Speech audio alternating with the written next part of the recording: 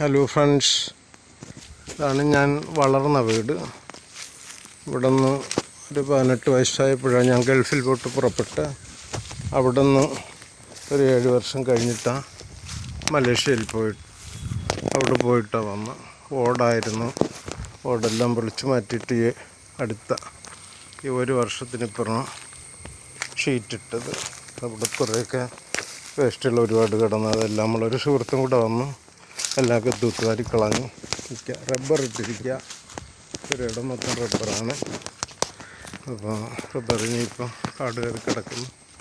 സമയം പോലെ ഒന്ന് വെട്ടി മാറ്റണം. ഇതാണ് ഞാൻ കുറച്ചു കാലം വളർന്ന വീട്. ഇവിടെയാണ് നമ്മൾ പ്രഷർക്കാണ് എന്താ താമസിക്കുന്ന സ്ഥലത്തുനിന്ന് ഒരു 1.5 കിലോമീറ്റർ ഇപ്പോഴും വേറെ സ്ഥലത്താണ് താമസിക്കുന്ന. ഇങ്ങനെ റബ്ബറിൻ്റെ ചിരട്ടകളും മറ്റൊക്കെയാണ്. എല്ലാം കൂടെ വൃത്തിയാക്കി. ഇതാണ് ഇതിൻ്റെ ഉൾഭാഗം. 6 റൂമുകളുള്ള പഴയ കാലത്തെ വീടാണ്.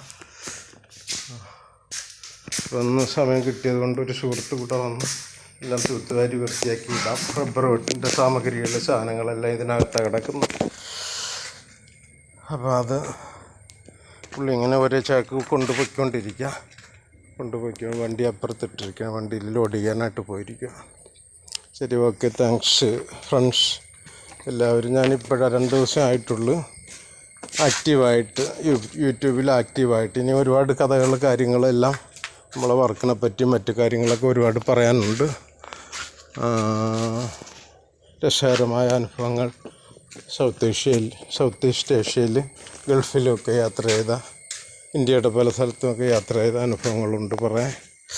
അപ്പോൾ അത് പറയാം.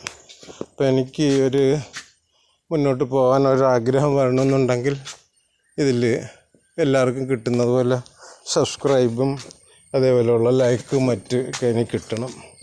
വ്യൂവർഷിപ്പും ഒരുപാട് വരുന്നുണ്ട് തുടക്കത്തിൽ തന്നെ. സബ്സ്ക്രൈബ് കൂടെ എനിക്ക് ഒരുപാട് വേണം.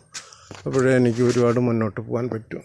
എല്ലാ കാര്യങ്ങളും സന്തോഷമായിട്ട് പറയാം നിങ്ങളുടെ അടുത്ത്. ശരി, എന്നാൽ ഓക്കെ, താങ്ക് യു.